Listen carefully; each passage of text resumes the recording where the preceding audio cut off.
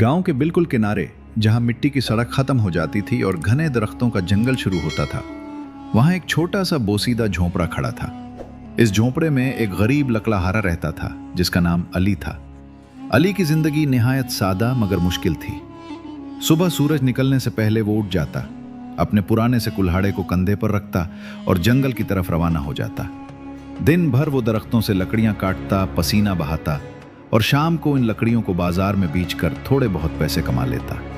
उसके पास ना कोई घर वाले थे, ना कोई दोस्त, ना कोई हमदर्द। वो दुनिया में बिल्कुल अकेला था। रात को जब वो थका हारा अपने झोंपड़े में वापस आता तो वहां सिर्फ खामोशी होती। ना किसी की आवाज, ना किसी की हंसी, ना कोई बात करने वाला। कभी कभी वो खुद से बातें करता, जैसे अपने दिल का बोझ हल्का कर रहा हो। काश कोई होता मेरे साथ, वो आहिस्ता से कहता। लेकिन जिंदगी ऐसे ही गुजर रही थी। एक दिन जब अली हमेशा की तरह जंगल में लकड़ियां काट रहा था, अचानक उसे झाड़ियों के पीछे से एक हल्की सी आवाज सुनाई दी। वो रुक गया। यह आवाज कैसी है? उसने हैरानी से सोचा। पहले तो उसने नजरअंदाज किया, लेकिन फिर आवाज दोबारा आई, इस बार कुछ ज्यादा कमजोर और दर्द भरी। अली आहिस्ता आहिस्ता इस आवाज की तरफ बढ़ा। जैसे जैसे वो करीब जाता गया, उसके दिल की धड़कन तेज होती गई। जब उसने झाड़ियों को हटाया तो वो एक लम्हे के लिए साकित रह गया। वहां एक छोटा सा कुत्ता पड़ा था जिसका जिस्म जख्मी था। उसकी टांग से खून बह रहा था और वो दर्द से करा रहा था। कुत्ते की आंखों में एक अजीब सी कैफियत थी।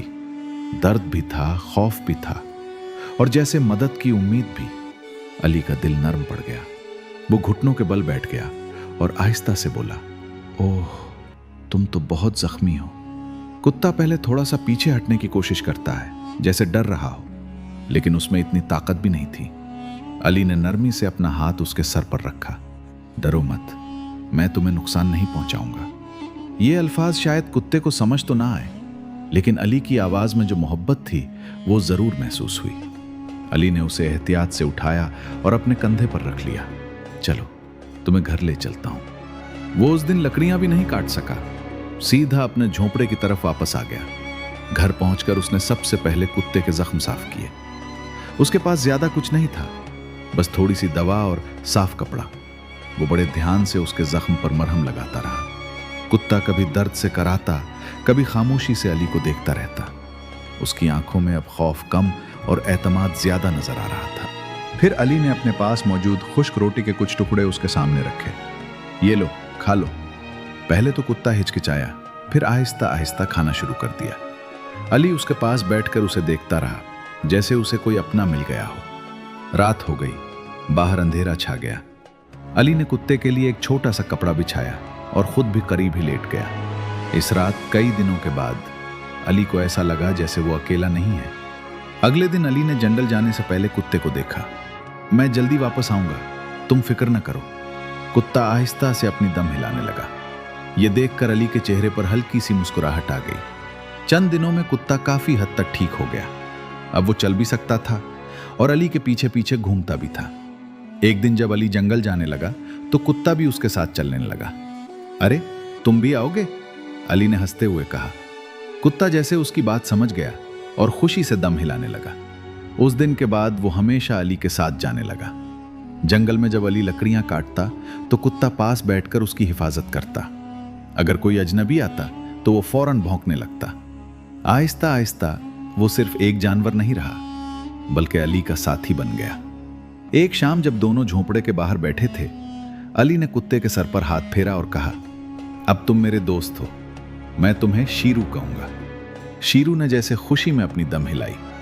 इस लम्हे से अली की जिंदगी बदल गई। अब वो अकेला नहीं था, अब उसके पास कोई था जो उसका इंतजार करता था, उसके साथ चलता था और बगैर कुछ कहे उसकी हर बात समझता था। वक्त गुजरता गया और इन दोनों के दरमियान एक ऐसा रिश्ता बन गया जो लफ्जों से बयान नहीं हो सकता था। एक इंसान और एक जानवर, लेकिन दिल एक जैसे। और शायद यही असल दोस्ती थी। कुछ हफ्ते गुजर चुके थे। अब अली और शीरू की दोस्ती पहले से कहीं ज्यादा मजबूत हो चुकी थी।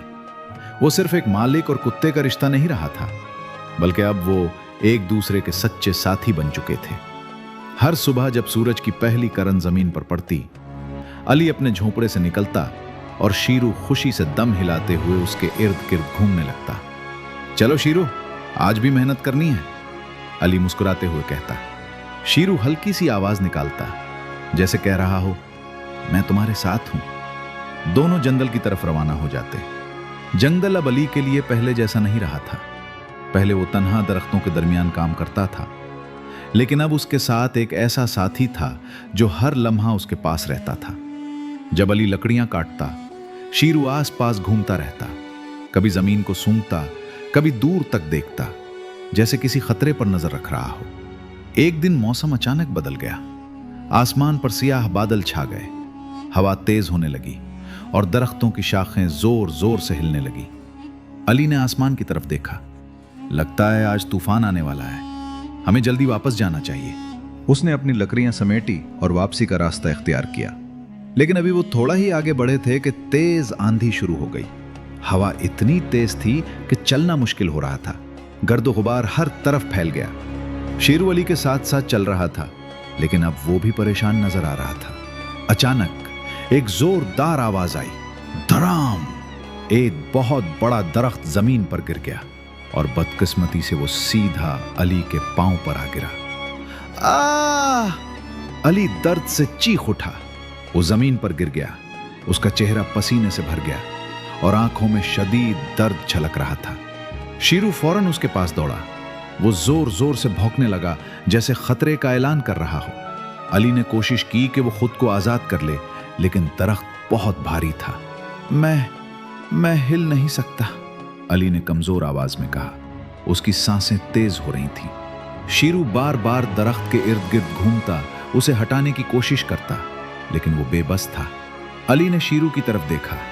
उसकी आंखों में उम्मीद थी और एक आखिरी दरखास्त भी। शीरू, मेरी बात सुनो, वो मुश्किल से बोला। शीरू फौरन उसके करीब आ गया। तुम गांव जाओ, किसी को लेकर आओ, वरना मैं यहां नहीं बिचूंगा। शीरू एक लम्हे के लिए रुका। वो अली को देखता रहा, जैसे वो उसकी बात को समझ रहा हो। फिर अचानक वो तेजी से गांव की तरफ दौड़ पड़ा।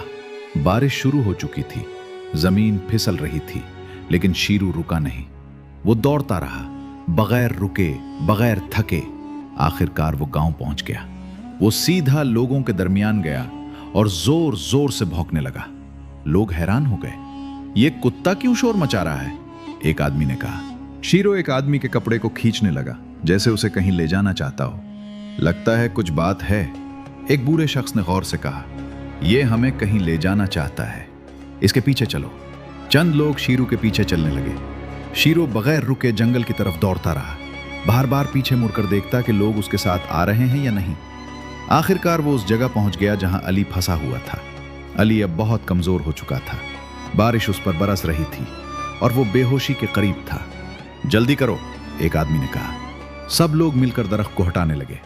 काफी कोशिश के बाद आखिरकार दरख्त हट गया। अली को बाहर निकाला गया। वो बेहोश था, लेकिन जिंदा था।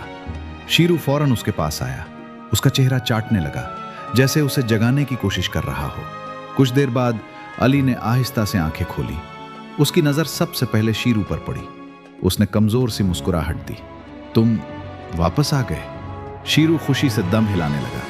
अगर उस दिन शीरू हिम्मत ना करता, अगर वो गांव ना जाता, तो शायद अली कभी जिंदा ना बचता। गांव वाले भी हैरान थे। ऐसा वफादार कुत्ता हमने कभी नहीं देखा, एक शख्स ने कहा। उस दिन के बाद पूरा गांव शीरू की वफादारी की मिसाल देने लगा। अली को गांव वाले उठाकर घर ले गए। कई दिनों तक वो बिस्तर पर रहा। इस दौरान शीरू एक लम्हे के लिए भी उसके पास से नहीं हटा। वो उसके पास बैठा रहता, उसकी तरफ देखता, जैसे उसकी हिफाजत कर रहा हो। कभी कभी वो आहिस्ता से उसके हाथ को सूंघता, जैसे चेक कर रहा हो कि वो ठीक है या नहीं। चंद दिनों बाद अली की हालत बेहतर होने लगी। एक सुबह उसने आंखें खोली और शीरू को अपने पास बैठा पाया। उसने हाथ बढ़ाकर उसके सर पर रखा। तुमने मेरी जान बचाई है। उसकी आंखों में आंसू आ गए। मैं कभी तुम्हारा यह एहसान नहीं भूलूंगा। शीरू ने जैसे जवाब में अपनी दम हिलाई। इस लम्हे इन दोनों के दरमियान रिश्ता और भी मजबूत हो गया। अब यह सिर्फ दोस्ती नहीं रही थी, ये एक ऐसा बंधन था जो जान से भी ज्यादा कीमती था। और शायद यही वफादारी का असल मतलब था। कुछ दिन गुजर चुके थे। अली अब काफी हद तक सेहतयाब हो चुका था। लेकिन उसके दिल में एक चीज हमेशा के लिए बदल चुकी थी, और वो था शीरू के लिए उसका एहसास। अब अली जब भी शीरू को देखता तो उसकी आंखों में सिर्फ एक कुत्ता नहीं बल्कि एक निजात दहिंदा नजर आता। तुम सिर्फ मेरा दोस्त नहीं हो, तुम मेरी जिंदगी हो शीरू, वो अक्सर उसके सर पर हाथ फेरते हुए कहता। शीरू जैसे उसकी बात समझता और खुशी से दम हिलाता। अब दोनों का मामूल पहले जैसा ही हो गया था, सुबह जंगल जाना, लकड़ियां काटना और शाम को वापस आना। लेकिन अब हर लम्हा पहले से ज्यादा कीमती लगता था। एक शाम जब सूरज ढल रहा था और आसमान नौरंगी रंग में डूबा हुआ था, अली और शीरू अपने झोंपड़े के बाहर बैठे थे। हल्की हल्की हवा चल रही थी और माहौल पुरसुकून था। अली ने आसमान की तरफ देखते हुए कहा, जिंदगी कितनी अजीब है ना, कभी सब कुछ छीन लेती है और कभी एक ऐसा साथी दे देती है जो सब कुछ बन जाता है। शीरू ने आहिस्ता से उसके हाथ पर अपना सर रख दिया। यह लम्हा खामोश था मगर बहुत कुछ कह रहा था, लेकिन यह सुकून ज्यादा देर कायम ना रह सका। इसी रात गांव के करीब कुछ अजनबी लोग दाखिल हुए। वो चोर थे। उन्होंने चुपके से घरों का जायजा लेना शुरू किया और आखिरकार उनकी नजर अली के झोंपड़े पर पड़ी। यह झोंपड़ा अलग है, यहां शायद कोई नहीं होगा, एक चोर ने आहिस्ता से कहा। हाँ, और अगर कुछ हो भी तो आसानी से ले लेंगे, दूसरे ने जवाब दिया। वो आहिस्ता आहिस्ता झोंपड़े के करीब आए।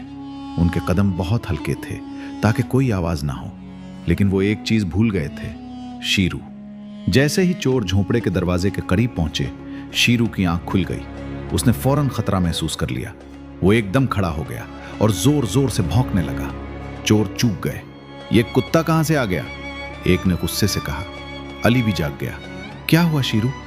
वो घबरा कर उठा। चोर अब पीछे नहीं हट सकते थे। उन्होंने दरवाजा तोड़ने की कोशिश की। शेरू फौरन दरवाजे के सामने खड़ा हो गया, जैसे एक दीवार बन गया हो। वो मुसलसल भूंक रहा था, गांव वालों को खबरदार करने की कोशिश कर रहा था। एक चोर ने लाठी उठाई। इसे खामोश करो, वो चलाया। जैसे ही चोर ने आगे बढ़कर हमला किया, शेरू ने पूरी ताकत से उस पर झपट पड़ा। वो डरा नहीं, वो पीछे नहीं हटा, वो अपने मालिक की हिफाजत के लिए लड़ रहा था। चोर लड़खड़ा गया। ये कुत्ता तो बहुत खतरनाक है, वो चीखा। दूसरे चोर ने गुस्से में आकर जोर से लाठी शेरू पर मारी। शेरू जोर से जमीन पर गिरा।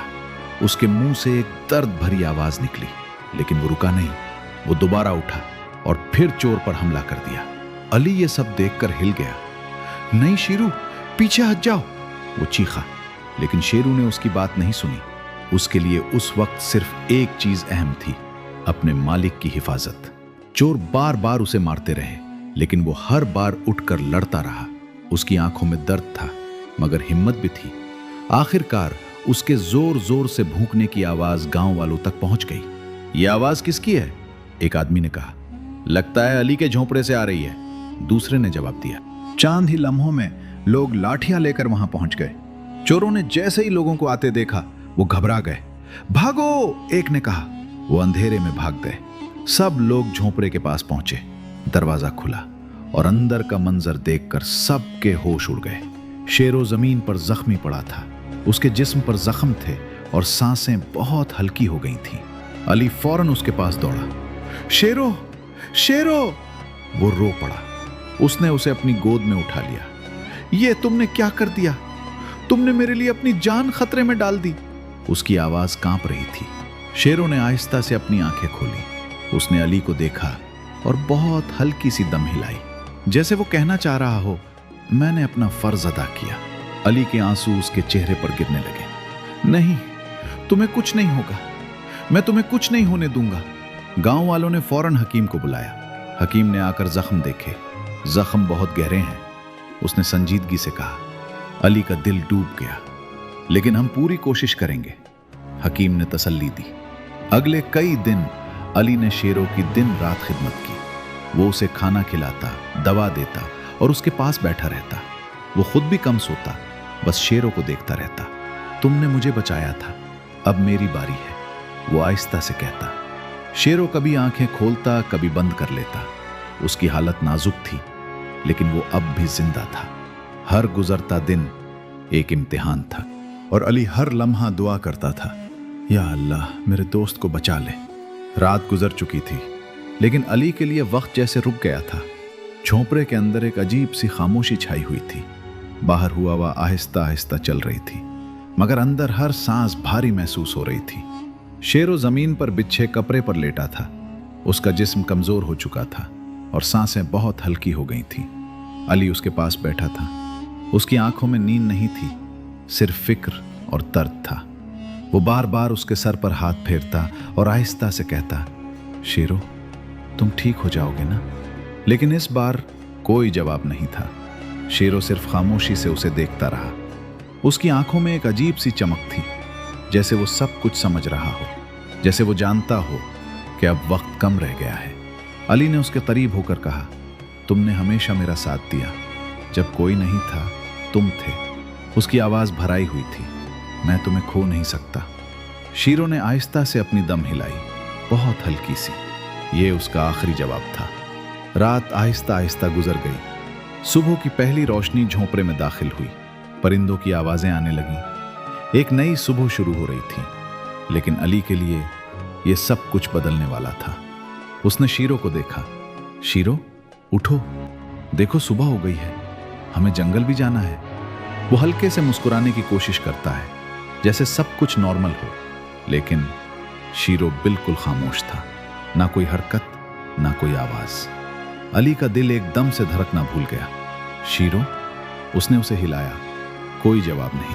शेरो, उठो, मजाक मत करो। उसकी आवाज कांप रही थी। उसने उसे अपने सीने से लगा लिया। शेरो, प्लीज आंखें खोलो। लेकिन अब बहुत देर हो चुकी थी। शेरो जा चुका था, हमेशा के लिए। अली की आंखों से आंसू बहने लगे। वो फूट फूट कर रोने लगा। तुम मुझे छोड़कर नहीं जा सकते, तुमने वादा किया था। वो बार बार यही कहता रहा, लेकिन जवाब में सिर्फ खामोशी थी। गांव वालों को जब खबर मिली तो वो भी आ गए। सबके चेहरे संजीदा थे। ये वाकई एक खास कुत्ता था।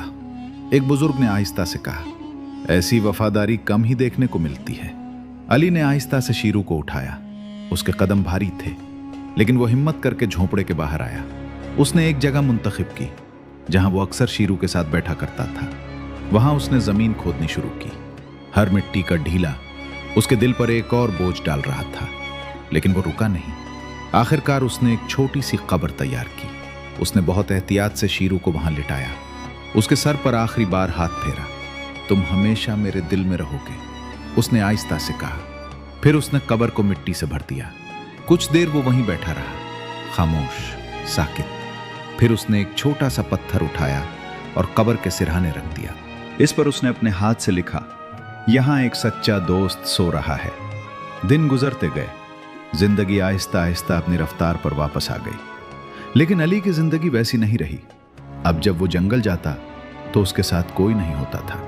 वही रास्ते, वही दरख्त, मगर सब कुछ खाली लगता था।